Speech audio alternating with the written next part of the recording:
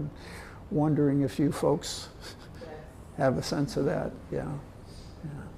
So what we do with that is we find some way to balance ourselves out.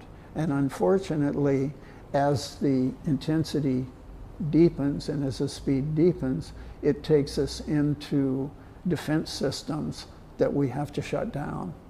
So I just mentioned a couple of them. Okay, so when there's a difficulty, the body physically goes into what they call fight-flight response. So I either run away from a situation or I move towards it. There's also what they call freeze. That's the latest one. So I just freeze in a situation. And I added collapse. And that, so you can either fight, flight, freeze, or collapse when you're overwhelmed with things. What will happen on an individual level is you can dissociate, so you just space out. You can go into anxiety, you can go into depression, you can go into obsession, you can go into identifying with the AI, becoming the AI or whatever. You can just surrender, give up, or you can go into a violent reaction. And that's happening now with people. I've been watching, there's a psychologist that's been doing things online, and he's talking about AI psychosis. And what's happened, and I guess is happening particularly with young people, with the GPT phenomena, is people are starting to treat GPT as another entity, as a living entity. And the people that are creating them are making them much more realistic that way.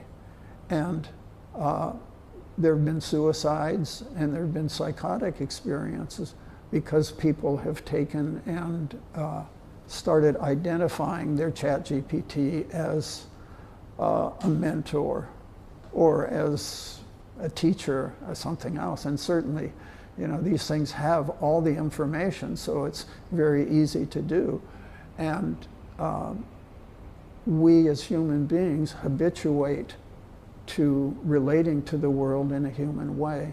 So it's like very, very easy. And the people I've talked to that utilize a GPT a lot, and particularly if they're doing more personalized stuff, really get a sense. It's sort of like if you have a cat or a dog, that cat or dog becomes a friend and it has a personality and you project onto it.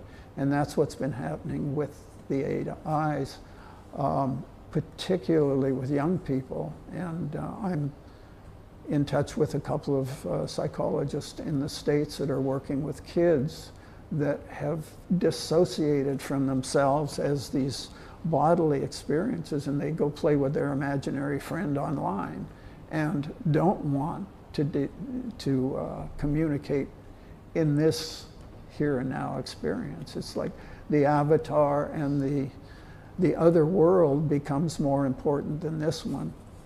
And we'll probably be seeing more and more of that. And as the metaverse becomes more complex and more interesting,